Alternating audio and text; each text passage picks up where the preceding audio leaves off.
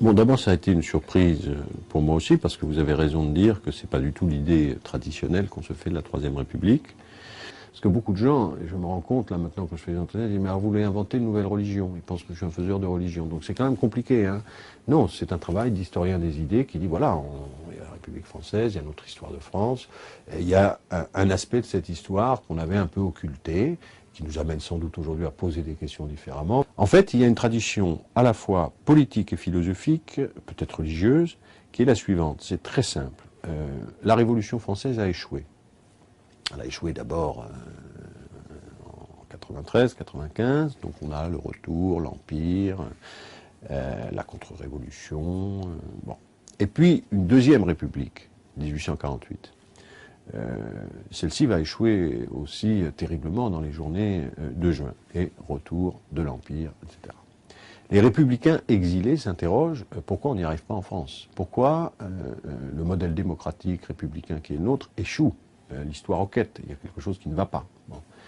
Et ils se disent finalement on a fait une erreur, c'est que dans notre pays, l'Église catholique est conservatrice, voire réactionnaire, mais elle détient dans le fond le pouvoir spirituel et un formidable pouvoir d'opinion et de conscience.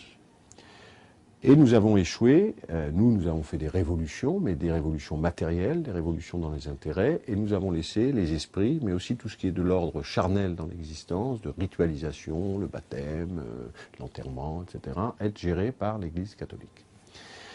Dans un certain nombre de démocraties modernes, ils ont réussi à instaurer leur démocratie ou leur république. C'était un modèle au XIXe siècle, c'est l'Angleterre, les États-Unis, les Pays-Bas, parce qu'ils ont la religion protestante, qui est une religion qui correspond à la République, à la modernité, parce qu'elle est une religion de libre examen.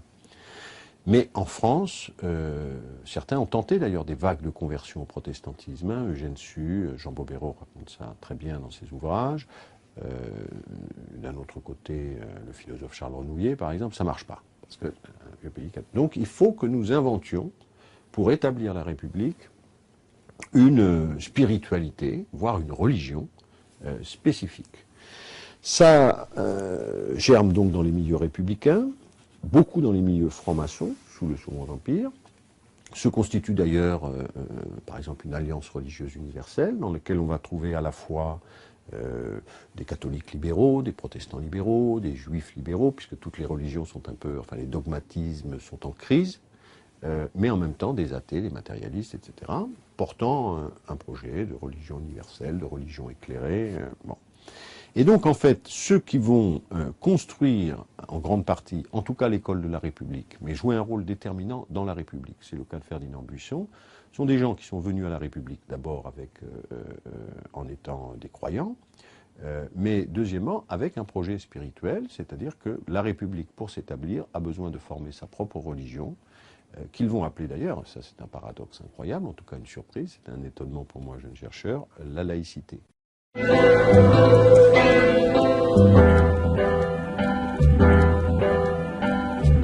C'est une religion de la liberté, c'est une religion des droits de l'homme, c'est une religion donc de l'humanité partagée, c'est une religion de l'instruction, c'est une religion du libre examen, c'est une religion un peu hétérodoxe en ce sens qu'elle s'appuie sur tout un courant qu'on trouve à la fois dans la Kabbale, dans l'illuminisme, avec l'idée que c'est dans le fond aux hommes de continuer la création divine, donc on a une responsabilité aussi historique, ce qu'on appelle la théologie de la liberté, c'est-à-dire que l'œuvre n'est pas achevée, nous avons à la poursuivre, nous avons cette mission, et puis c'est comme je le dis, religion démocratique en ce sens que autant l'idée est de l'incarnation à travers Jésus, c'est-à-dire un seul homme, et eux leur idée c'est que dans le fond le divin, ou je ne sais pas comment dire, doit s'incarner dans tous les hommes, à égalité, pas de clergé, pas d'intercesseur entre Dieu et la conscience, pas de peuple élu non plus, les attaques très violentes de Buisson contre cette idée, pas non plus, si vous voulez, de théorie de la grâce, de l'élection, refus du péché originel aussi, donc c'est quand même assez particulier, mais ça reprend beaucoup quand même des religions de l'humanité, si vous voulez, qui se sont développées, disons, dans le milieu républicain et socialiste.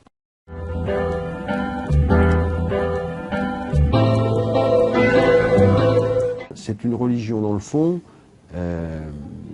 qui va être contre toutes les orthodoxies, d'une certaine façon contre tous les dogmes. Et c'est pour ça que d'ailleurs une des questions qui se pose à l'époque, c'est religion ou irreligion. Buisson dit c'est la même chose. Il y a un très grand livre de Jean-Marie Guyot qui s'appelle Les religions de l'avenir, et c'est tout le problème du processus de sécularisation, c'est de savoir est-ce que cette irreligion elle-même n'est pas aussi une forme moderne de religion. Le message évangélique, le message de Jésus est beaucoup plus accompli par la révolution même socialiste, on va dire, radicale socialiste, républicaine, que par toutes les autres formes. Voilà. Que l'accomplissement final, c'est, disons, une religion qui est quand même très très éloignée, en tout cas, de l'orthodoxie catholique. En réalité, Jésus-Christ est pour eux, je crois, la figure de l'idéal moral. Autrement dit,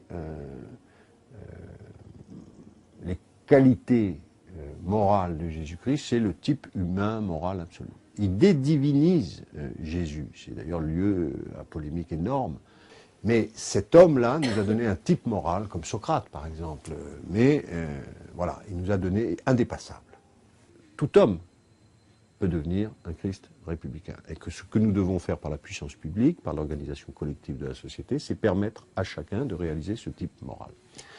Dans le fond, c'est aussi un but, on se dit souvent à quoi sert l'éducation, alors donc produire des citoyens, instruction civique, des gens capables de s'insérer dans la société, travail, etc. Là, ça rajoute une dimension. Nous avons à l'école, c'est pour ça qu'on a enseigné les morales laïques à l'époque, nous avons aussi à l'école à forger des gens qui portent un certain nombre de valeurs.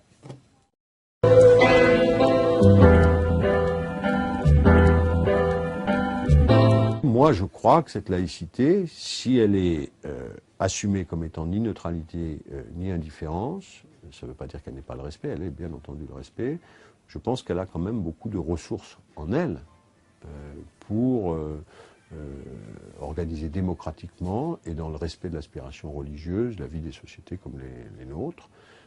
Mais il faut la nourrir, il faut dire ce que c'est. Moi, j'ai lu le discours de Sarkozy à la 30. On n'a jamais vu ça.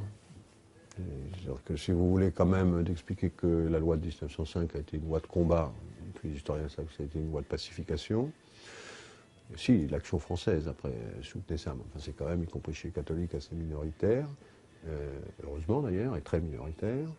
Il nous a expliqué que pour donner sens à la vie, l'instituteur était en dessous. C'est atterrant qu'un président de la République en rupture totale avec quelque chose qui est au-delà du clivage gauche-droite sorte des bives éparées. Souvent, je suis un peu choqué, mais c'est normal parce que c'est ma vision de philosophe ou d'historien, que la laïcité soit instrumentalisée de façon politique un peu réductrice, dans un camp ou dans l'autre d'ailleurs, une laïcité très offensive, très intégriste, bon, qui parfois m'étonne un peu. Dans des débats qu'on a eus et qu'on peut avoir encore, la burqa ou d'autres, bon, c'est pas ça. Et puis deuxièmement, un juridisme, c'est-à-dire la réduction, dans le fond, de ce qui est pour eux, religion, ça veut dire le lien, hein, donc quelque chose de très nourri et qui organise vraiment les rapports des hommes entre eux, dans hommes au sens générique, hommes et femmes, de nous dire, bon, voilà, c'est un arrêté du Conseil d'État. Non, c'est plus que ça, c'est beaucoup plus que ça. Avec une idée très très particulière, qui est très souvent l'inverse de ce que pensent les gens, c'est-à-dire que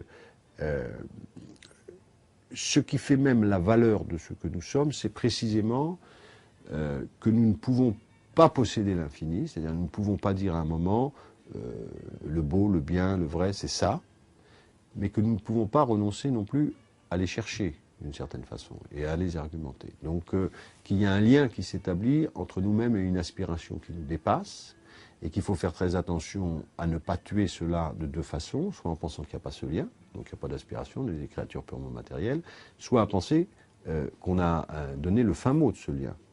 C'est-à-dire, moi, curé, ou moi, pasteur, ou moi, philosophe, ou moi, je ne sais pas quoi, politique, je détiens la vérité, je détiens le bien, je détiens. Donc on doit ne pas y renoncer, ne pas le posséder en même temps. Et c'est dans cette tension-là que s'inscrit d'ailleurs ce qu'ils appellent l'aspiration religieuse. C'est je ne renonce pas à quelque chose qui me dépasse, c'est présent dans mon expérience, et en même temps, j'élabore laïquement cette dimension que je reconnais comme une transcendance qui anime mon immanence, mais je ne la possède jamais. Et donc je ne viens pas en chair dire à mes brebis, voilà la vérité, je les incite à la chercher par eux-mêmes, etc. Voilà.